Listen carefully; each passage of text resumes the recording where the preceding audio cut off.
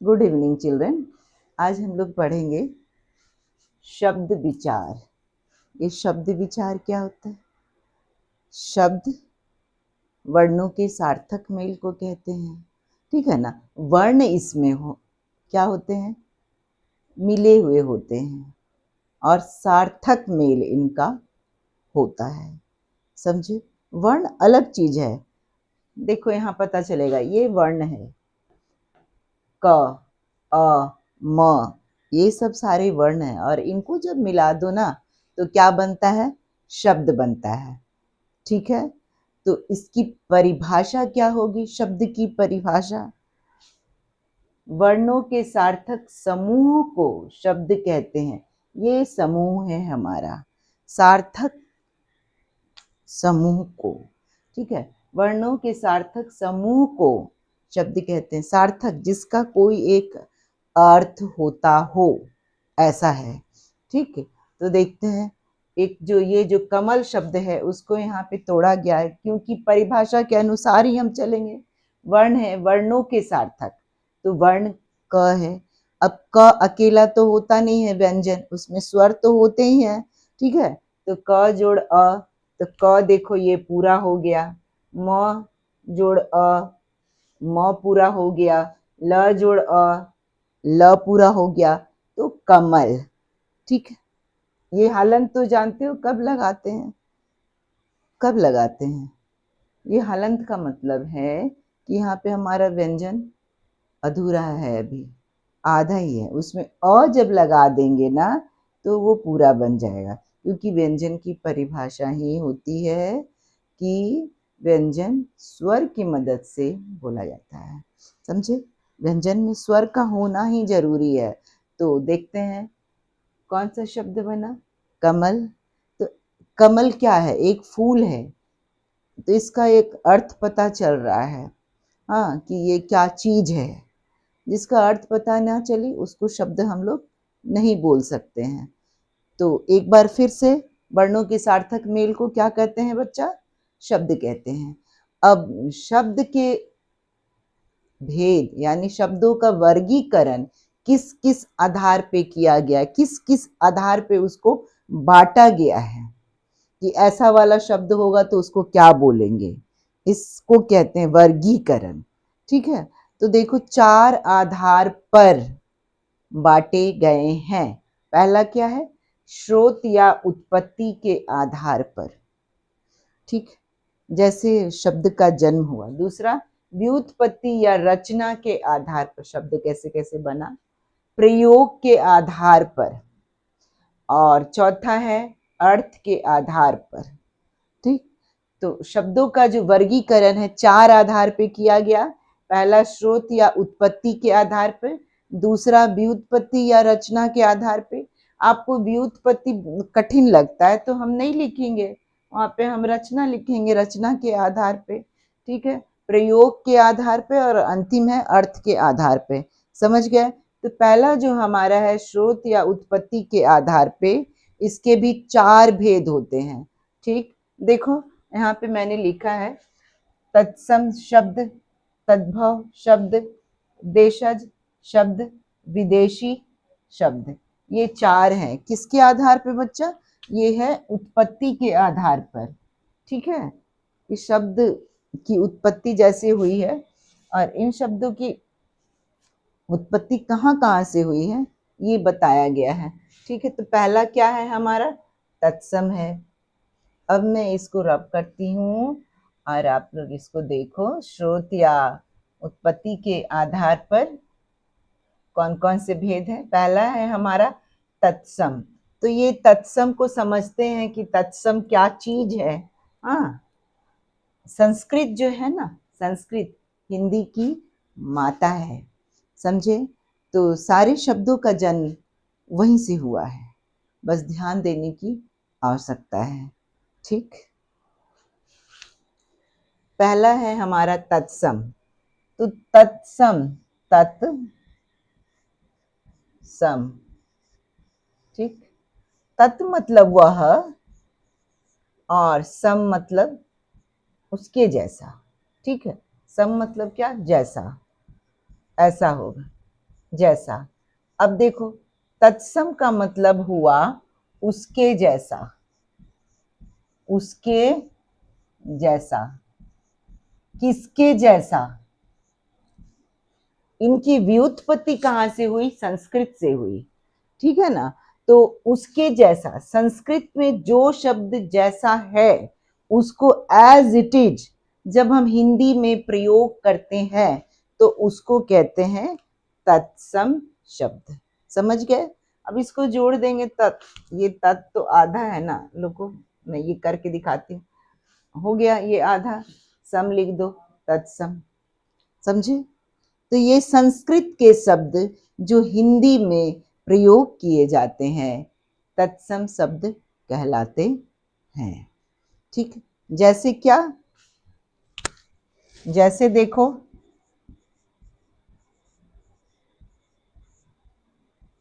अग्नि, इसको हम लोग हिंदी में भी इन शब्द का प्रयोग करते हैं। इस शब्द का प्रयोग हम लोग हिंदी में भी करते हैं।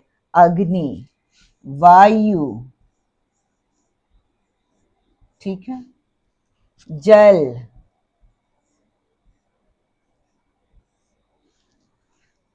अग्नि, वायु, जल, ये जो शब्द हैं, और भी बहुत सारे शब्द हैं संस्कृत के जिनका प्रयोग हम लोग हिंदी में जैसा वो है उसी रूप में हम लोग करते हैं, तो वो तत्सम शब्द कहलाते हैं।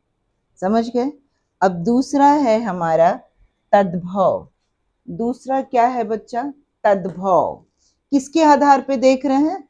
स्रोत या उत्पत्ति के आधार पे, जहां से ये उत्पन्न हुआ है। ठीक है, तो मैंने बताया ना कि ये सारा कहाँ से उत्पन्न हुआ है? संस्कृत से। ठीक, तो हम लोग देखते हैं दूसरा क्या है? तद्भव। तो तद्भव देखो, तद्भव ये दूसरा भेद है। तद्भव, तद्भव का मतलब क्या होता है? उससे उत्पन्न होना, भव मतलब उत्पन्न होना, तद मतलब उससे, मतलब इसका अर्थ है उससे, उससे उत्पन्न होना, मतलब क्या बच्चा? जन्म लेना, उससे उत्पन्न होना। किससे उत्पन्न होना? संस्कृत से। यानी संस्कृत के वैसे शब्द जो हिंदी में रूप बदल कर आते हैं, उनका रूप बदल जाता है और तब प्रयोग में वो आते हैं, तो क्या कहलाते हैं बच्चा? तद्भव शब्द कहलाते हैं। समझ गए? जैसे मैंने इसके पहले लिखा था ना, अग्नि। अब हिंदी में हम लोग कई बार लिखते हैं आग, जंगल में आग लग गई, आग।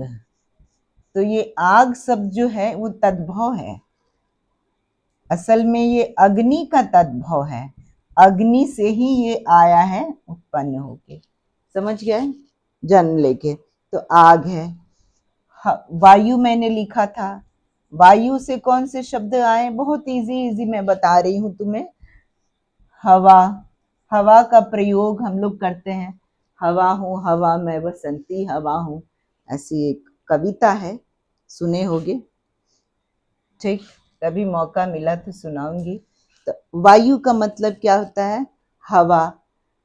ठीक, और उसके बाद क्या था? जल, मैंने बताया था ना अभी तत्सम में। तो तद्भव में क्या होगा? जल का पानी। समझ गए? तो ये सब जो है, आग, हवा, पानी, क्या है? तद्भव है, इनका बदला हुआ रूप है।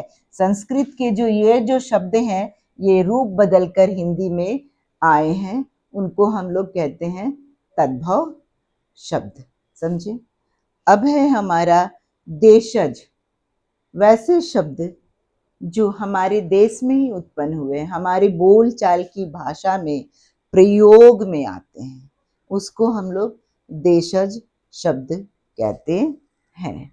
ठीक है, तो इसको मैं मिटा देती हूँ और आप लोग तब तक सोचिए कि देशज का एग्जाम्पल क्या क्या हो सकता है। ठीक है, बहुत कठिन तो नहीं है, लेकिन रीजनल भाषा के भी जो शब्द हैं उसको हम लोग भी उठा सकते हैं, वो भी हमारे देशज शब्द में आ जाएंगे। देशज, तीसरा जो भेद है वो है देशज। ज का मतलब ही होता है जन्म लेना। ठीक, वैसा शब्द जो हमारे देश में ही जन्मा हो, समझ गए? वैसा शब्द जो हमारे देश का ही हो, देश में ही जन्मा हो, उसको हम लोग कहते हैं देशज शब्द कहते हैं। जैसे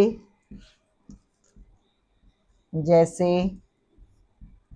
काका, घर में बोलते हैं काका, किसको बोलते हैं? चाचा को। पगड़ी, पगड़ी। लोटा, सॉरी,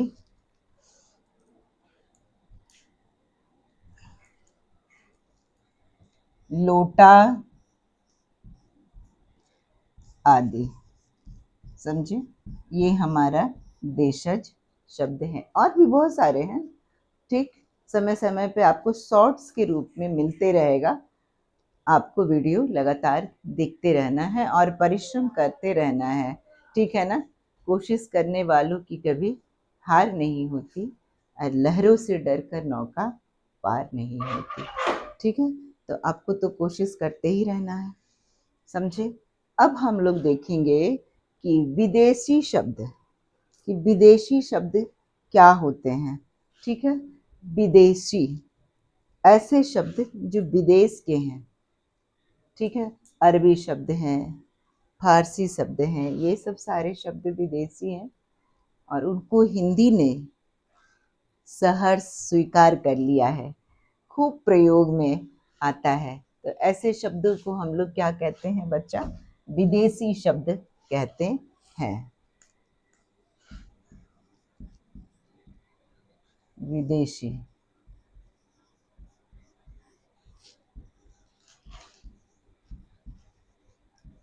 विदेशी शब्द कौन सा शब्द है? जो शब्द विदेश से आए हैं, ठीक है ना? और उन शब्दों को हिंदी ने स्वीकार कर लिया है, और बहुत ही धड़ल्ले से इनका प्रयोग हो रहा है, तो उनको हम लोग कहते हैं विदेशी शब्द। देखते हैं कौन कौन से विदेशी शब्द हैं।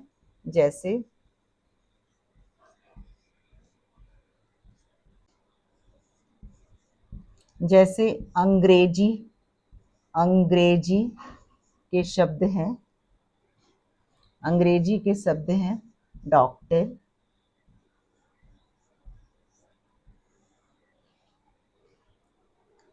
फोन आदि।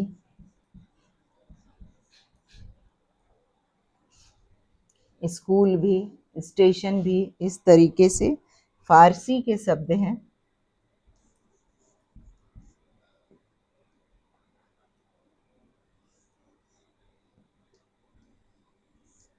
फारसी, फारसी से आए हुए शब्द हैं चश्मा, चश्मा, जमीन। लगता है ना कि ये सारे शब्द अपने देश के हैं, लेकिन असल में ये उर्दू शब्द हैं। चश्मा, जमीन, मजदूर,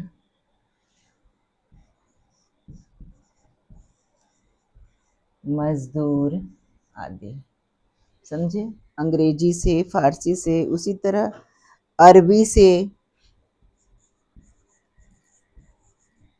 कौन से शब्द आए हैं? अदालत, बहुत सारे शब्द हैं बच्चा। अदालत, अदालत समझते हो ना? कोर्ट, अदालत। किताब, ये अरबी शब्द है किताब, कभी तुम लोग सोचे नहीं होंगे। अरबी शब्द है किताब, कानून,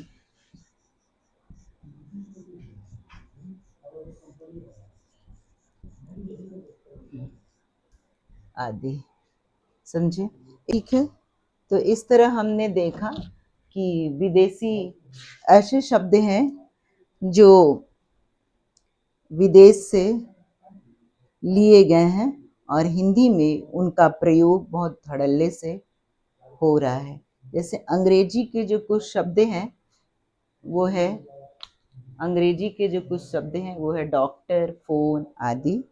फारसी के शब्द हैं चश्मा, जमीन, मजदूर। अरबी शब्द है अदालत, किताब, कानून आदि।